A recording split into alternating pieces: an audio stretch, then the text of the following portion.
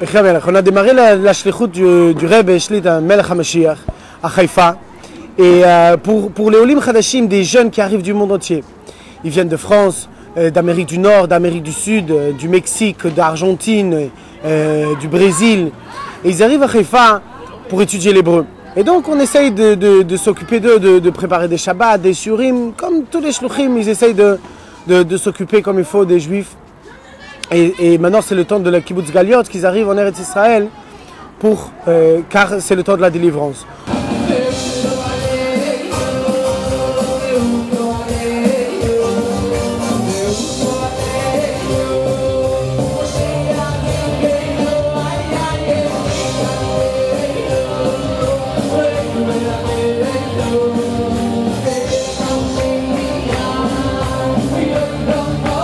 Parallèle de la shlichut, j'ai également étudié la médecine en Belgique et j'ai démarré un projet de recherche de cellules souches à Haïfa au niveau du Technion où j'essaie de trouver un laboratoire qui puisse absorber ma recherche. Et cette recherche, elle est faite au niveau des cellules souches. Pourquoi je me suis intéressé à ce sujet des cellules souches? Parce qu'en fait, ça constitue le dernier pas de la médecine moderne. Et c'est un sujet que le monde entier est en train d'essayer de découvrir comment stabiliser les cellules souches in situ, c'est-à-dire in vivo, c'est-à-dire dans le corps humain et pas seulement dans un tube expérimental ou dans une souris.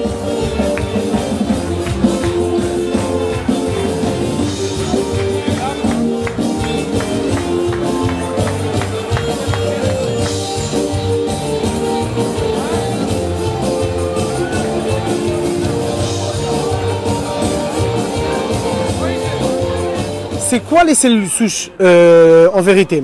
Les cellules souches, ce sont des cellules qui forment l'embryon, qui forment le bébé dès le début. Au début, quand un être humain commence sa formation, il évolue d'une seule cellule. Ces cellules-là, on peut les trouver par exemple dans des embryons qui ont été utilisés pour fertiliser des femmes qui ne réussissaient pas à avoir des enfants. Et certains de ces embryons-là, c'est d'après l'halakha, c'est oui permis. On a déjà des discussions avec des rabbanim de l'hôpital de Shaare Zedek de Jérusalem, avec des rabbanim de New York, Rav Garelik. Et c'est oui permis d'utiliser ces cellules-là d'après l'halakha. En quoi est-ce que c'est intéressant? Et quelle est la connexion avec la Géoula, avec ces cellules souches? En fait, ces cellules souches, elles sont totipotentes. Qu'est-ce que ça veut dire? Elles ont le potentiel de devenir les 210 types cellulaires différents qui existent dans l'être humain, dans le corps humain. C'est-à-dire quoi? C'est-à-dire qu'on peut utiliser ces cellules souches et régénérer tous les types tissulaires qui existent dans le corps humain. C'est-à-dire le tissu cérébral, le tissu cardiaque, rénal, osseux, sanguin, etc., etc., etc. On peut rétablir la vue à des gens qui sont aveugles. On peut rétablir l'audition à des gens qui sont malentendants. On peut rétablir les connexions nerveuses à quelqu'un qui a eu, Raz Shalom, que Dieu le protège, un accident vasculaire ou un accident où il y a eu une fracture de la colonne vertébrale. Les possibilités sont infinies.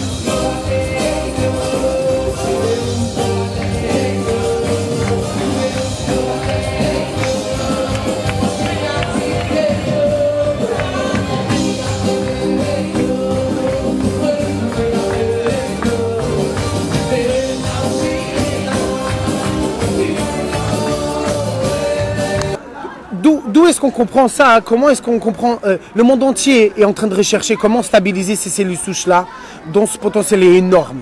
Pourquoi ils ne réussissent pas à stabiliser? Je ne vais pas pouvoir dévoiler ici tous les secrets, parce qu'il y a quelques clés que je dois garder pour ma recherche, mais je vais essayer de dévoiler le cadre général des cellules souches et de la Géoula. Et le potentiel de ces cellules-là, c'est comme j'ai dit, régénérer tous les tissus de l'être humain, c'est-à-dire de prolonger l'espérance de vie d'un être humain jusqu'à 100 ans, 150 ans, 250 ans. Les possibilités sont déjà envisagées jusqu'à 350 ans dans les années à venir. Car la longévité est énorme. Et le DNA,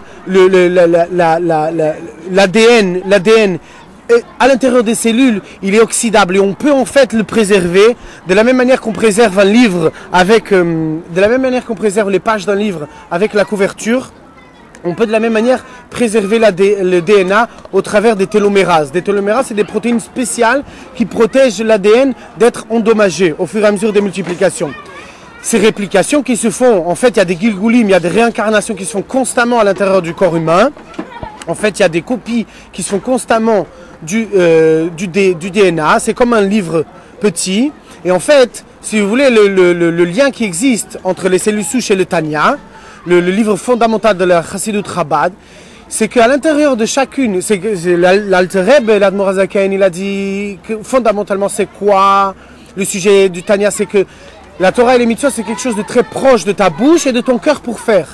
Qu'est-ce que ça veut dire en termes médicaux, que c'est très proche de ta bouche et de ton cœur pour le faire? C'est-à-dire que le Sefer Torah, il est mamesh à l'intérieur de chacune de nos cellules. C'est-à-dire qu'à chacune de nos cellules, à l'intérieur, se trouve un petit Sefer Torah, à travers lequel on peut lire tous les psukim et en fait créer toutes les protéines, tous les caractères d'un être humain que vous pouvez voir. Ce livre, à l'intérieur des cellules, se réplique, c'est-à-dire il est copié à chaque division cellulaire. Et le problème qui peut se passer, c'est que parfois dans les copies, il y a des erreurs qui s'introduisent. Et quand il y a une lecture pauvre du livre, alors il y a des erreurs qui commencent à s'introduire de plus en plus fréquemment, et éventuellement ça amène à des mutations qui mènent à la mort cellulaire. Une fois qu'on arrivera à une lecture parfaite de ce livre, les multiplications cellulaires, elles n'auront plus aucune limite de longévité. Il n'y a plus aucune raison, s'il n'y a pas d'erreur dans la lecture, il n'y a plus aucune raison pour que les cellules meurent. C'est-à-dire qu'avec une lecture parfaite des instructions de Dieu, que ce soit pour les juifs, que ce soit pour les non-juifs, alors il n'y a plus de raison pour qu'il y ait une limite à la vie. De cette manière-là, on pourra donc prolonger la vie, comme on dit, des êtres humains à des niveaux comme bibliques, à 200 ans, 300 ans, voire 600 ans comme c'était à l'époque de Noah.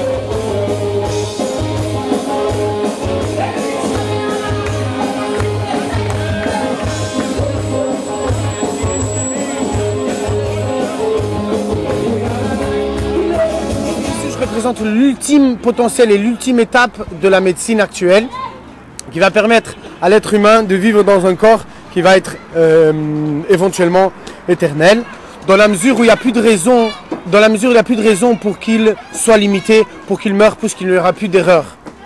La lecture des instructions de Dieu elle sera claire et le projet divin sera accompli à 100%. De cette manière, qu'est-ce que ça va nous permettre? On rentrera de cette manière-là dans ce qu'on appelle le Shabbat de la Géoula. C'est-à-dire un Shabbat de la Géoula qui va durer, c'est une période qui va durer 1000 ans. C'est la période qu'on appelle concrètement la période messianique. Cette période-là, elle est une période qui est caractérisée par l'atmosphère générale de Shabbat.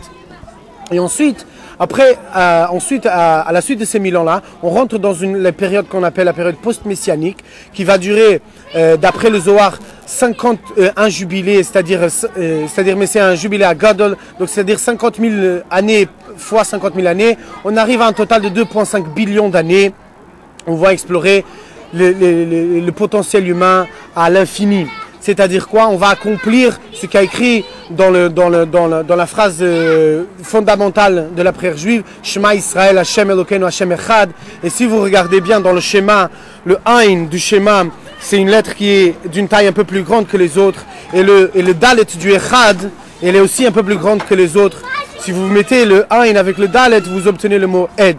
Et Ed, c'est-à-dire c'est un témoin. Et c'est ça l'ultime accomplissement d'un juif dans ce monde-ci, c'est d'être un Ed, un témoin de toutes les merveilles d'Akadosh Baruch Hu dans ce monde, de tous les créations extraordinaires que Dieu nous permet d'expérimenter, et tout ça dans une relation infiniment intense, infiniment plaisante, infiniment remplie de bonheur. Et c'est des possibilités infinies. Et c'est ça qu'on nous a donné dans le schéma Israël, Hashem Elokeinu, Hashem Echad, c'est de vivre ce potentiel pendant 2,5 billions d'années.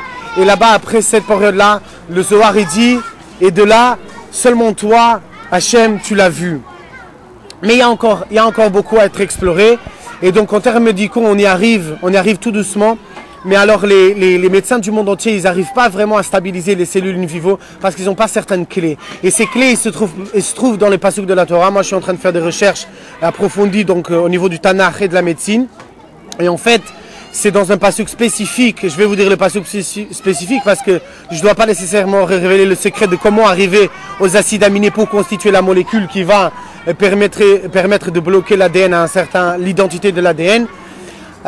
Donc c'est dans la paracha de la semaine prochaine, de cette semaine, Azer chez Moshe.